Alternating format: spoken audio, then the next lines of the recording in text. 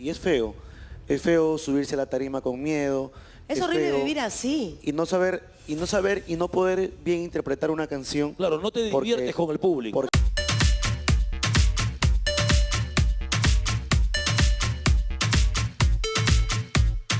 Agradezco la iniciativa, pero lamentablemente eso no está funcionando, ¿no? Eso es lo que está pasando. No lo veo así. Que hay gente que ha llamado. Ahora, la pregunta es, cuando yo les pregunto a ellos que son los expertos, tú llamas al 111 Sí. y te atienden rápido y te solucionan el problema. No podría decirte, no tengo la menor idea, pero Una alguien me gran puede decir. pregunta, Carlos. Claro, una gran quisiera pregunta. saber si, porque yo llamo y de pronto tú, ocupado. Pero justamente, y los saludo a todos, qué duro estar aquí en este momento para hablar del tema, pero ¿cuánta gente se anima realmente a denunciar? Y no podemos señalar a los que no denuncian porque viven muertos de miedo, literalmente. Quiero decir más, hace 3 meses estuve aquí para el mismo tema, aquel paro de transportistas que tuvo más o menos el 50%, fue parcial. Sí. Hoy hablamos a la mañana de un 70%, como se dijo. Al mediodía se habló de un 80-90%. ¿Qué quiere decir esto? Que aquellos que se la jugaban antes, los transportistas que decían, igual tengo que trabajar el día, hoy no ya lo no se hacen. la quieren jugar No se la más. quieren jugar, Claro. Y tú decías, qué terrible encontrarnos en un momento como este, pero ¿sabes qué, Renato? Tenemos que hablar de este tema. Por favor. Tenemos que insistir y tenemos que realmente pedirle a las autoridades que hagan algo. Es la única manera porque que no nos pueden podemos seguir escuchar. mes tras mes hablando de lo mismo No, porque no sin nos ningún escuchan. tipo de solución. En verdad no nos escuchan, no nos toman atención, no nos hacen caso, no se preocupan por nosotros que somos sus hijos. Doctor Sergio, pregunta, ¿qué pasa? Porque siempre vemos que detienen a uno, que detienen a otro, todos son especiales de gente que capturan, que roban, que extorsionan, etc. ¿Qué pasa con esas personas? ¿Realmente salen a las pocas horas? ¿Por qué no se concreta, digamos, el castigo? A ver, buenas tardes con todos. Gracias por estar aquí. A ver, es que hay varios actores en la cadena. Ok. ¿No? Si yo detengo, lo va a hacer la policía. Sí. Y el problema que teníamos, no sé si lo recordarán hace un par de meses, que fuera de los casos en los cuales la policía encuentra a la persona realizando un delito, que evidentemente a las extorsiones es muy difícil que te encuentre llamando, hasta hace unos meses no tenían la oportunidad, no podían detener.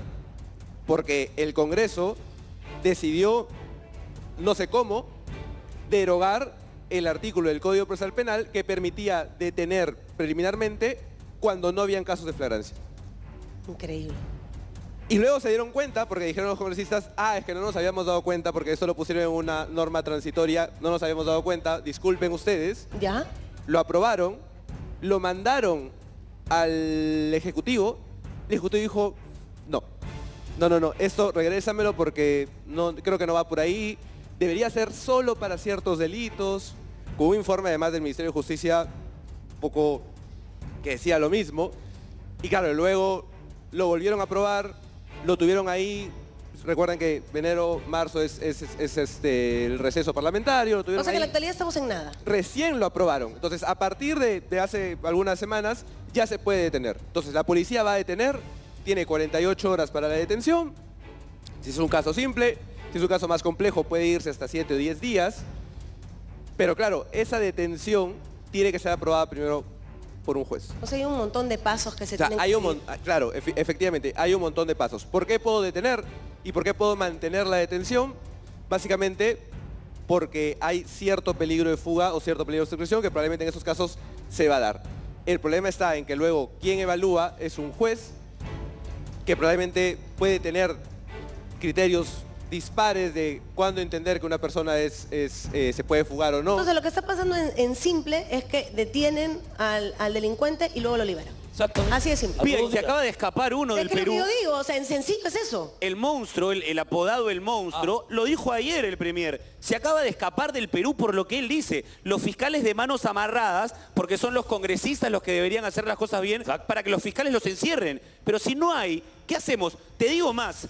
Hoy ya no es solamente el extorsionado. Hoy el padre de familia, que el domingo, como tantos padres peruanos, salen a la pollería con sus hijos, también es asesinado en un lugar en el que extorsionaron. La chica que va a la universidad en el bus, también. Ya no es solamente el extorsionado, sino también el común denominador de aquel que va por un tipo de consumo hacia un servicio. Somos todos. No, y al final uno ve los noticieros a cualquier hora del día y todo es extorsiones. Y perdóname, Absoluto. y perdóname que le diga Un algo. resumen de extorsiones, como le llamo Perdóneme que les diga algo que me acabo de acordar ahorita. Hace 2 semanas asaltaron a mi hija.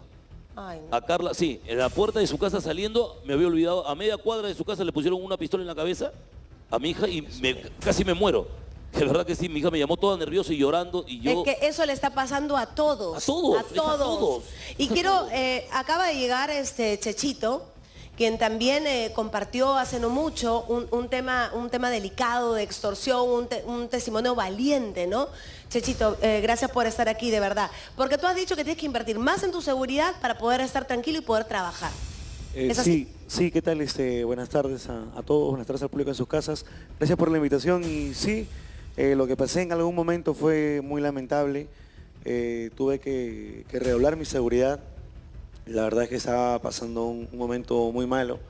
Incluso ahora, nuevamente, con lo que pasó con el amigo de Armonía 10, nuevamente empiezo a caminar psicoseado. Obvio. Ese trauma que ya había quedado en el pasado, pues nuevamente pues está aquí y es feo. Es feo subirse a la tarima con miedo. Es horrible feo vivir así. y no saber y no poder bien interpretar una canción. Claro, no te diviertes con el público. No, porque estás como observando, como viene lo que pasa alrededor, me imagino. Claro. ¿Qué hago para poder subir con total normalidad al escenario? Pues tuve que contratar más seguridad que puede hacer de que tenga un poco más de tranquilidad, porque cuando uno sube al escenario tiene que ser otra persona. Tiene que olvidarse de los problemas y de todas las cosas, porque tiene que hacer bailar al público, No, nos sonreír contratan al para público. divertir a la gente, Tú ¿no? tienes que Para hacerlos divertirte gozar, para hacerlos bailar. Tú te tienes que divertir con ellos, para que ellos sientan esa energía tuya y a las finales todo quede bonito. Pero no Claro, se puede, claro. pues. O No se sea, puede. la energía del artista va con el público. Exacto. Si el Va artista de la entra mano. contento, feliz, súper chévere, la gente se divierte, la pasa bien. Pero si yo entro con miedo, cansado, arrinconado de... La gente se de da que no me cuenta. puede- la Chechito, gente- ya yendo al plano de tu seguridad, ¿cuántas personas están contigo? ¿Alrededor de cuántas personas? En seguridad, Sí. bueno, yo tengo un jefe de seguridad siempre que me indica si la zona es apta o no para poder presentarnos. Antes de, mando un equipo de avanzada que se encarga de poder supervisar el lugar y si cuenta con las garantías para poder presentarnos. Entonces es un equipo grande. Es un equipo... O sea, grande. ahora inviertes el triple de lo que invertías antes, o sea, tú ganas menos. pues. No, pero Es- ¿has visto claro. lo que hemos llegado? Y él tiene para poderlo invertir. ¿Y quien no la tiene? Por eso ¿Te das te digo, cuenta? quien no la Estamos tiene, en una situación terrible está porque fregado. eso le pasa al señor de la bodega, le pasa al señor de la Exacto. farmacia, Al chofer. al chofer, A los al comedores mototaxi. populares. Imagínate. A los que ayudan a los demás, los El extorsionan y los matan. emolientero de la esquina, los colegios. Sí, O sea, justamente hay que tener claro para la ciudadanía los dos tipos de extorsión que existen, que es la directa y la indirecta, hoy en día se están aplicando. La directa es cuando la persona va a tu negocio, cuando va a tu trabajo, cuando va a tu centro de labores. Y la indirecta es a través de las redes sociales y el teléfono. Así es. Hoy en día, la directa, que es que va y te extorsionan, te amenazan de esta manera, te dicen, mira, no es solo contra tu familia, es contra todo aquel que entre a este lugar.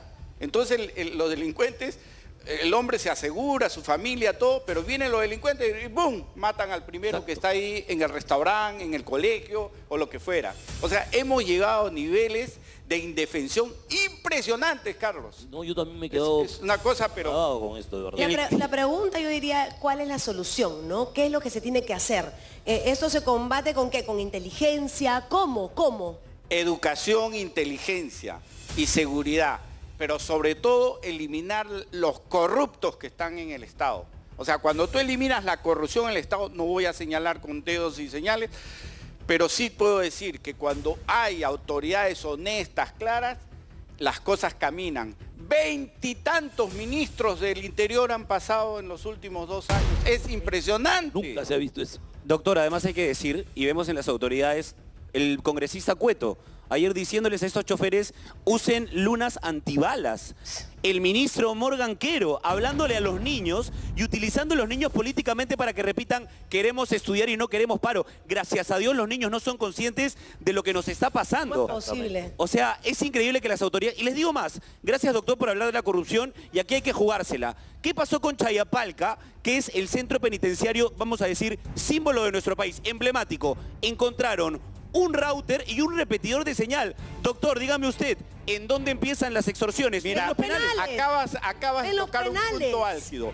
¿Cómo es posible en un país como el nuestro, que ya tiene la tecnología suficiente, que se permita que la señal de extorsión salga de los penales? Porque pues es impresionante. está Creo que- clara la respuesta, la extorsión, pues. corrupción. Chayapalca, imagínate lo que pasa en el penal de Lurigancho, hermano. No,